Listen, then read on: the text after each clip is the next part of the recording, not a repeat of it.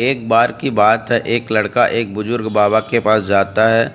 वह लड़का अपनी ज़िंदगी से बहुत परेशान था। घर की सारी जिम्मेदारियां उसी ऊपर थी और इस वजह से वह अपने आप को ज़्यादा टाइम नहीं दे पा रहा था और बस दिन रात काम किया करता था।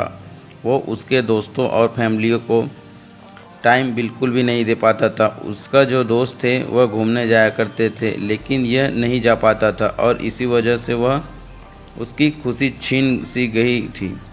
उसे भी नहीं पता था कि वह लास्ट टाइम कब दिल से खुश हुआ था, क्योंकि वह काम में बहुत उलझा हुआ रहता था। उसकी मेंटल हेल्थ भी ख़राब हो रही थी। एक दिन वह एक बुजुर्ग बाबा के पास जाता है और उन्हें यह सारी बात बताता है। मैं बहुत परेशान रहने लगा हूँ, खुद को टाइम भी नहीं दे पा रहा हूँ और जब मैं खुद के लिए टाइम निकालने का सोचता हूँ तो मुझे अपनी जिम्मेदारी याद आ जाती है। मैं पागल सा हो गया हूँ, आप मुझे ही कोई रास्ता बताइए। वह बुजुर्ग बाबा उस लड़के को कल नदी के पास आने के लिए बोलते हैं। यह लड़का जब कल नदी के पास जाता है तो देखता है वह बुजुर्ग बाबा पहले से ही उसका इंतज़ार कर रहा था। लड़का बाबा से कहता है, बाबा बताइए अब मुझे क्या करना है मेरी परेशानी दूर करने के लिए। तो बुजुर्ग बाबा उस लड़के को कहता है, बताता हूँ बेटा, लेकिन पहले हमें इस नदी के उस साइड जाना होगा। मतलब नदी को उस किनारे जाना होगा, नदी को पार करना होगा। मैं तुम्हें बताऊंगा कि तुम्हें क्या करना है, लेकिन उस पार जाने के बाद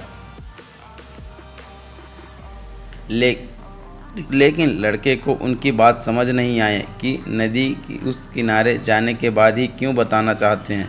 लेकिन फिर भी लड़के ने बाबा से कहा, चलिए फिर हम नदी के पार करते हैं, नाव से उस पार करेंगे, नदी के उस किनारे चलते हैं। तभी बाबा ने उसे कहा, हमें कोई नाव से नहीं जाना है, ऐसा नहीं करना है। हम उसे किनारे तब जाएंगे जब नदी का पूरा पानी सूख जाएगा। जब इस नदी की ज़मीन देखना शुरू हो जाएगी, ज़मीन दिखने लगेगा, तब हम दोनों इस नदी पर चलते हुए नदी को पार करके उस साइड में जाएंगे। लड़के ने बाबा की तरफ देखते हुए कहा, बाबा आप यह क्या बोल रहे हो? जब इस नदी का सारा पानी सूख जाएगा तब हम उस पार जाएंगे, उस साइड जाएंगे। तो शायद ऐसा कभी नहीं होगा, पर हम उस साइड में जा ही नहीं पाएंगे। यह बात बोलते हुए वह लड़का समझ गया कि बाबा उसे क्या कहना चाहते थे। बाबा ने उसकी तरफ देखा और मुस्कुराते हुए कहा कि यही चीज़ मैं तुम्हें समझाना चाहता हूँ कि तुम भी अपनी ज़िंदगी में ऐसे ही सोच रहे हो कि जब मेरी सारी जिम्मेदारी, सारी परेशानी ख़त्म हो जाएगी तब मैं अपनी ज़िंदगी में एंजॉय करूँगा, तब अपने आप को टाइम दूँगा। तो ऐसा कभी नहीं हो सकता, क्योंकि जिम्मेदारी कभी भी ख़त्म नहीं हो सकती।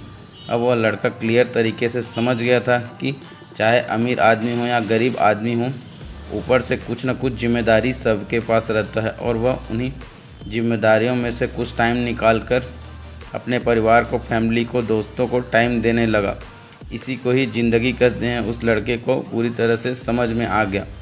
तो साथियों, इस कहानी से हमें यह शिक्षा मिलती है कि ज़िंदगी भी बहुत छोटी है और टाइम बिल्कुल फास्ट है, किसी के लिए रुकने वाला नहीं है। तो अपनी ज़िंदगी को, हर मोमेंट को एंजॉय करो, नहीं तो कल नहीं मिलेगा।